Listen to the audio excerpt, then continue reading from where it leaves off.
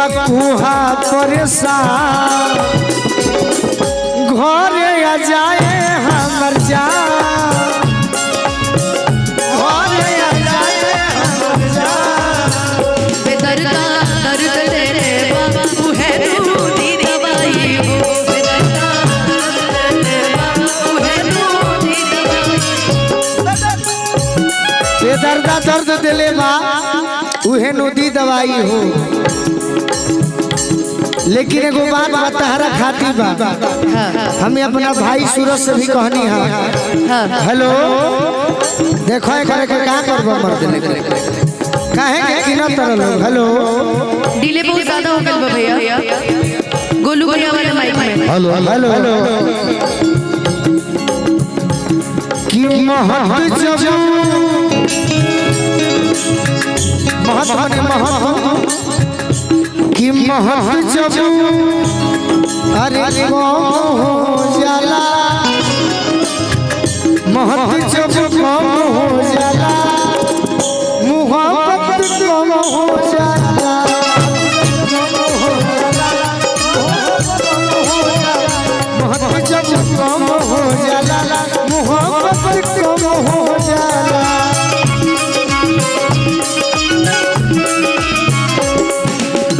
मोहब्बत मीठ खोजेला अरे तनिकला हीठ खोजेला वाह वाह बेसी जब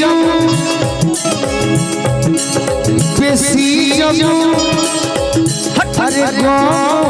जाला सहारा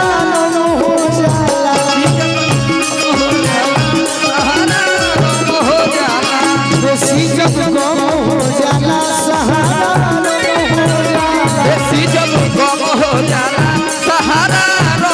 भैया हम उनसे मोहब्बत करते दिन रात सनम रोते हम उनसे मोहब्बत करते दिन रात सनम रोते मेरी नींद गई मेरा चैन गया मेरी नींद गई मेरा चैन गया वो चैन से सोते हैं हम उनसे मोहब्बत करते दिन रात सनम रोते गम हो जाला सहारा हो जाला देखी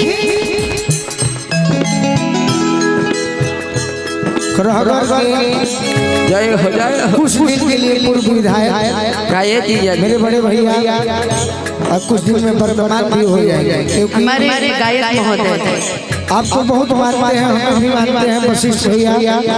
जब ये बहुत छोटे थे तो शायद रुक गए थे और मैं दाढ़ी मूछ नहीं अब तो बूढ़ा हो गए हैं पता नहीं कैसे लेकिन अरे दिन भर चाहे जहाँ रहियो हमारे पिया दिन भर चाहे जहाँ रहियो हमारे पिया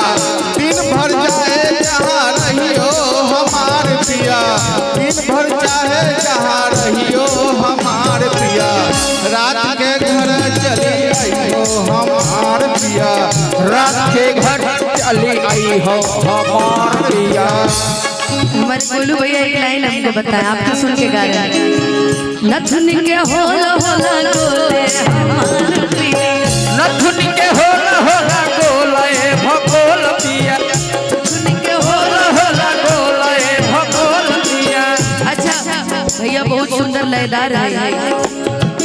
बाकी गोलू भैया बूढ़ नहीं भाई भैया अरे फर्क है गोलू भैया फर्क है वही तनी हने आई भैया हाँ गोलू भैया ई बूढ़ नहीं भाई ई बूढ़ नहीं के भाई जब से ही गाना कोइले बड़े तब से ही बेस भइले बड़े जन तनी कौन गाना कि दिल नु बनावल कि दिल जे बनावल उ पगले नु तब से इन्होंने अपना जो रूप रंग है ना उसको बदल लिया, एकदम शालीनता वाला रूप रंग ना हो गया। पागल, ये हमारे बाबूजी की इच्छा रहा। एक बार की कहानी भजन करूं, जब पहले बार एगो गाना के शूटिंग होत रहे ना, तो मेकअप करे लोगन अलग अलग टीका कर कर लिपस्टिक पर को हम मरले दूध खोली हली हली उहे बात कि हमारे बाबूजी की इच्छा रहे। हां हां ओकर बाद जब पहने लगे एगो पहचान हुए ना सही जिन सब में लगे धोती कुर्ता में निमन लगे लगा हुआ है। एगो तरह का नया गाना सुनाई का सुनाइए।